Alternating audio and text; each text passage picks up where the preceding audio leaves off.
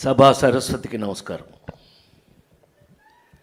ఈ చివరికి నాకు తగిలిస్తుంటారు, నవ్వకు నువ్వు. ఇది ఎలాంటిది అని అంటే, వాడెవడో చేయి చూపించుకున్నాడట.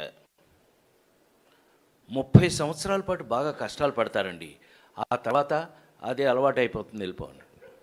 అలా అలవాటు అయిపోయింది నాకు. సో అయినా తప్పదు. షష్ఠి పూర్తి ఈ రోజున నేను ఎక్కువసేపు బోర్ కొట్టను, మీకు వీలైన తొందరగా ఫినిష్ చేస్తాను. షష్ఠి పూర్తి అనే ఒక టైటిల్తో, ఒక కథతో నా దగ్గరికి వచ్చినప్పుడు నాకు విపరీతమైన ఆశ్చర్యం కలిగించిన విషయం ఏంటంటే, అందరూ యాక్టర్లకి లేని ఏకైక అదృష్టం నా ఒక్కడికే ఉందా, ఇది అందరికీ ఉంటుందా ఏంటి అనంటే, వయసుకి తగినట్టుగా వేషాలు.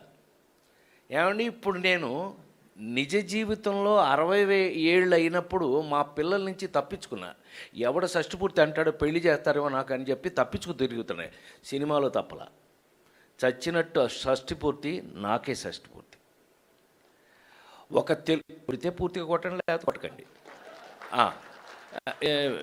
నాకు ఆ అదృష్టం నటుడిగా నాకు కలగడం అనేది నిజంగా అదృష్టంగా భావిస్తే, ఈ సినిమా మిగతా విషయాలన్నీ అందరూ చెప్పారు.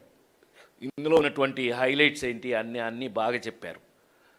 ఈ రోజున రిలీజ్కు ముందు ఒక స్పెషల్ ఫంక్షన్, ట్రైలర్ రిలీజు అనేది మెయిన్. థియేటర్లకు వెళ్ళేది ఫస్ట్ అదే. ఆ ట్రైలర్ రిలీజ్ పెట్టుకుందాము అన్నప్పుడు నన్ను అడిగితే నేనన్నాను, ఫస్ట్ మీ ఇద్దరికే చెప్పాలి, ఫస్ట్ ఈ ఫంక్షను అమరావతిలో పెడతాం అన్న.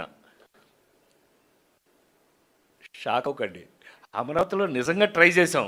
అక్కడ ఏంటంటే ఈ మాత్రం థియేటర్ ఇంకా లేదు, ఇన్ఫ్రాస్ట్రక్చర్ ఇంకా రెడీగా అనుకుని, అయినా మన ఊళ్ళోనే చేసుకోవాలి. మీ అందరికీ తెలుసు, ఐఎమ్ లోకల్ మ్యాన్. ఇక లోకల్కి వచ్చేటప్పటికి మన ఊళ్ళో మనం చేసుకునేటప్పుడు నాకు 100% అవసరమైంది. ఈవేళ వాళ్ళిద్దరూ వచ్చి ఈ ఫంక్షన్ హైలైట్ చేసింది. నేను చాలా గర్వపడుతున్నాను. నాకు తమ్ముళ్ళని చెప్పడం కాదు, వాళ్ళు గద్దె రామ్మోహన్ కానీ, మా బోడే ప్రసాద్ కానీ, వాళ్ళిద్దరూ వచ్చి వాళ్ళ ఎంత సరదాగా మనతో పాటు కలిసిపోయి, ఎంత చక్కగా నిజంగానే పివి నరసింహారావు దగ్గర నుంచి అందరినీ గుర్తు చేసుకుంటే చాలా సంతోషంగా ఉంది. ఎందుకంటే వాళ్ళు కూడా రాజకీయం మర్చిపోయి నా దగ్గర సరదాగా ఉండేవాళ్ళు.